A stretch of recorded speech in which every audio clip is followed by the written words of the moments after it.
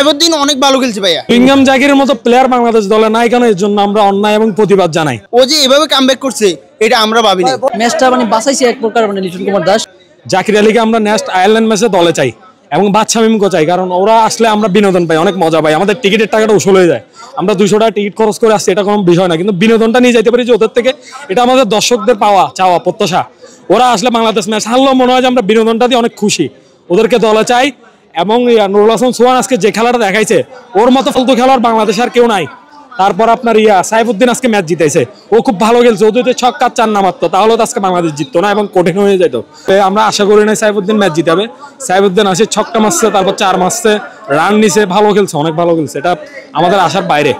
সাইফুদ্দিন অনেক ভালো খেলছে ভাইয়া, অনেক ভালো। ও যে এভাবে কামব্যাক করছে এটা আমরা ভাবিনি। বোলিং ফিনিশিং করছে, অনেক ভালো করছে। প্রথমে একটু খারাপ করছে, ঠিক আছে, আমি নিজেও ওর বোলিং দেখে একটু হয়েছি, কিন্তু লাস্ট ফিনিশিং অনেক ভালো খেলছে, দেন ব্যাটিংও ভালো করছে। আমাদের সাইফুদ্দিনের ব্যাটিংটা বেস্ট অফ লাক, খুব পছন্দ হয়েছে ব্যাটিংটা ভাই। ম্যাচ যে সময় জয়ের মুহূর্তে সাইফুদ্দিনের জন্য আমরা ম্যাচটা জয়ছি। আমরা 5 ম্যাচ দেখছি ভাই, সাইফুদ্দিনকে প্রয়োজন ছিল। 5 ম্যাচ দেখার পরে আজকে 5ম নাম্বার ম্যাচে আমরা জয় পাইছি।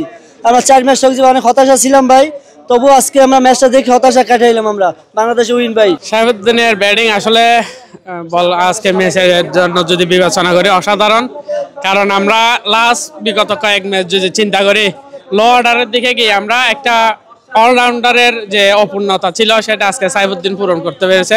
আশা করি সাইফুদ্দিন ব্যাটিংয়ে যদি আরেকটু ইমপ্রুভ করতে পারে, তাহলে বোলিং আর ব্যাটিং দুইটাই কম্বিনেশনে সাইফুদ্দিন দলে থাকা প্রয়োজন। সাইফুদ্দিন ম্যাচের এমন টাইমে আমাদের জন্য কি বলবো, যে আগে আমাদের ধরেন ধোনি যারা যেভাবে খেলতো না, আমাদের মাহমুদ আলী যেভাবে খেলতো, আমাদের খুব ক্রুশাল মোমেন্টে আজকে আমাদের হেল্প করছে। আর সবচেয়ে বড় থ্যাঙ্কস ক্যাপ্টেন লিটন কুমার দাসকে। লিটন কুমার দাস আজকে সে যে captain, captain leading the front. আজকে আমাদের ম্যাচটা বাঁচাইছে এক প্রকার লিটন কুমার দাস। আর বিপিএল আগে আর 1 ম্যাচ আছে, আর সামনের বিপিএল এ আমি বরিশালের ছেলে, ফরচুন বরিশালে খুব মিস করব, আর চাই ভালো একটা বিপিএল হোক। আর কালকে বিপিএল এ নিলাম, আমি আশাবাদী যে লিটন কুমার দাস একটা খুবই ভালো দামে কয়েক কোটি টাকা বিক্রি হবে। ভালো লাগছে। কার খেলা বেশি ভালো লাগছে? লিটন দাস বাংলাদেশের ক্যাপ্টেন। তার 6 গুলো যখন হয়েছিল তখন কি চিৎকার করছেন কিনা? জি জি। পরের ম্যাচে আসবেন কিনা?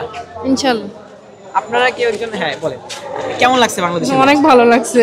অনেক ভালো লাগছে। এর আগে কখনো আসছিলেন কিনা? না, এই ফার্স্ট। আপনার প্রিয় ক্রিকেটার কি?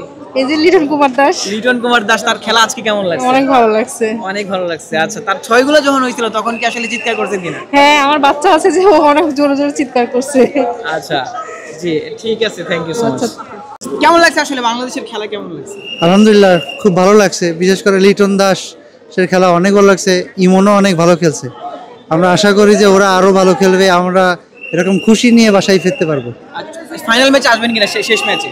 হ্যাঁ, ইনশাল্লাহ ইচ্ছা আছে, আমরা পরিবারের সবাই মিলে আসবো ইনশাল্লাহ। ওকে, পরিবারের বাকি